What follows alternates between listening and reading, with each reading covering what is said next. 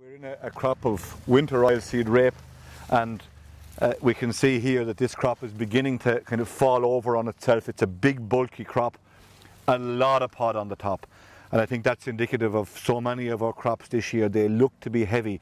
There's an enormous depth of pod in most crops, kind of coming from somewhere there up to here if they were all standing up straight, and that's what I always like to see in a rape crop, a good big depth of pod.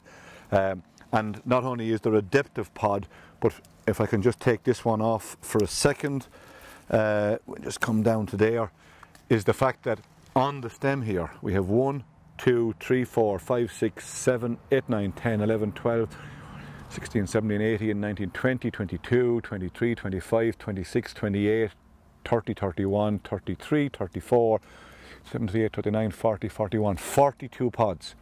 And 42 pods is one thing, but there's actually, down the stem, there's no blanks.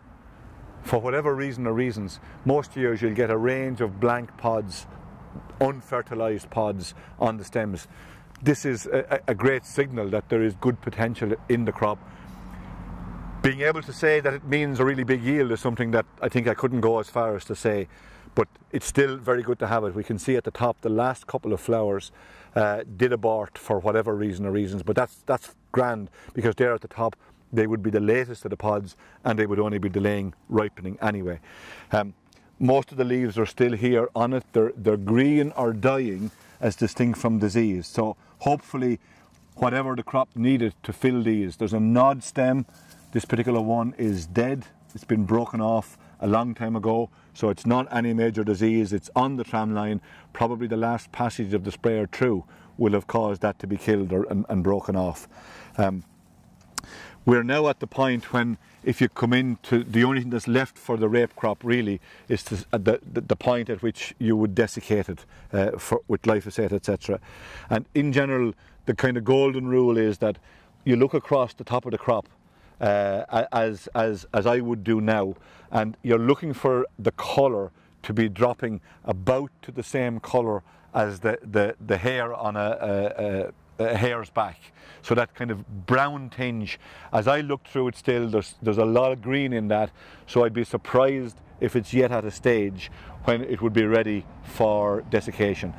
Some crops are being desiccated, some are desiccated, but I would say that when you get that colour, that's when you come in to do your check on your pods. And generally the advice is, come in, find a main regime, the same as the one that I have in my hand, open or take off 20 pods and then open the 20 pods. So the first thing that we're always going to watch for then is to get the colour right, and when the colour is close to right, you're going to come in and do a seed inspection. And basically it involves taking 20 tillers, 20 pods off of a main regime, which is the main stem, in any one spot, any sample spot, and then just open them up like so, nice and gently. You don't want the seeds spilling away, and of course they won't spill away as long as they're green, but you got to open them up. What you're looking for is the proportion of seeds that are still green or the ones that are changing colour to brown or black. In that case, in that pod, as I would have expected just looking at the pod, they're all green. There's kind of there's nothing there that's not green anywhere. And of course they'll still spill out, so that's why you have to be careful. So that's one side of the pod, and then the other side of the pod is back here at the other side. I haven't exposed them, but they're in beneath there. We can just see them popping up one by one as they pop through, but they're all green. Knew they were going to be green. So you'd go from there then. So that's certainly not ready, and there's no indication from looking at the crop or that pod as to when that would be ready for desiccation. But if I go to a slightly more mature pod, and that's kind of visible here on that stem, now whether there's a bit of disease on this that's bringing it in or not, I'm less than certain. There could be, but it certainly isn't bad. But in contrast then, if we open this pod, which is a different colour in itself, it's beginning to go non-green, yellow and leathery in texture, and just to open up this one, again just follow the kind of joining vein and then open her up gently just to make sure you have the seeds rather than have them popping away. And from that view alone, we can see that on one side of the pod, virtually every seed in actual fact is gone black. So if the whole crop was like this, we would be late with our desiccation. If because it's only 1 or 2 stems that are like that, then we would still be early with the desiccation, because there's still likely to be an amount of grain fill, seed fill, that could take place in that first pod that we had.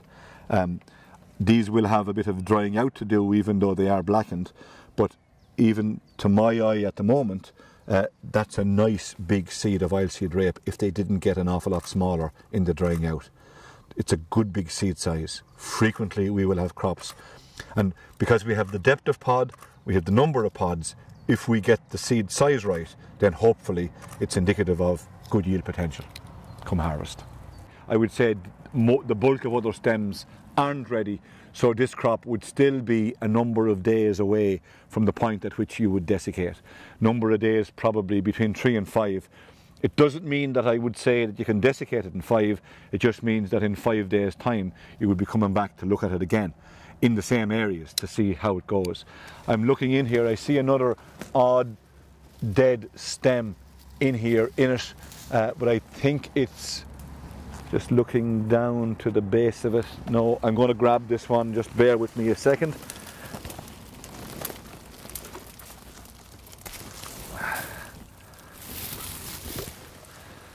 Okay, could see that it was dead, and you know, it is very dead, and here the pods are beginning to open, the seeds are falling out into my hand.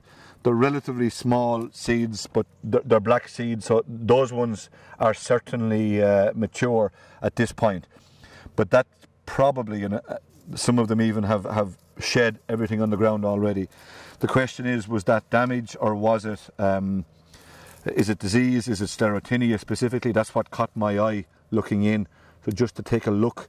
When you're dealing with one stem, generally you know you don't have a really big problem, but just opening the stem, instantly I'm finding these black sclerosia inside, which is telling me that it is disease that killed that stem. Basically there's a fungus that wrapped around the whole stem, nothing can happen, and those little sclerosia then during combining fall off, they go to the ground, and that's the point of infection for future crops. It's not bad because it's only one plant, or one branch on a plant rather than one plant. But mouse droppings, that's kind of the characteristic that you would use to define it. And we have plenty of fungus in the stem all the way up after that. So a wee bit of sclerosia, but thankfully only a wee bit. No great signs of any area or patch, just an odd branch. You can live with that. So I think that's about all we'd say. Sometime later in the week, probably this crop would be at the point of being burnt off, but it will certainly be later in the week, if this week, depending on the way the week comes. One of the things that I don't see any of it here, one of the things that is a bit of an issue this year, there's a bit of pod midge around. Now, thankfully, I'm not seeing any of it, but pod midge you can find, you get a pod like that, and when I saw the black spot, I took a look. Basically a midge, which is an insect with a snout, will make a hole in the pod some weeks ago and lay its eggs in the pod. Then the larvae will hatch out and they will attack the seeds, feed off the seeds up and down. And so the seeds won't fill well, and any of them that do manage to fill well, generally that pod will burst open because its whole structure has been altered, and the seeds generally get lost anyway. So it's very difficult, if you've got a lot of pod midge, to actually succeed in harvesting the crop, or harvesting a decent, not the crop, but the pod probably is the better way to say it. So at least from what I'm looking, or where I'm looking, I don't see any signs of it, but we're in a small spot in a big field, so to say anything with certainty would be dangerous at this point. But it is a problem in other parts of the country, I'm told.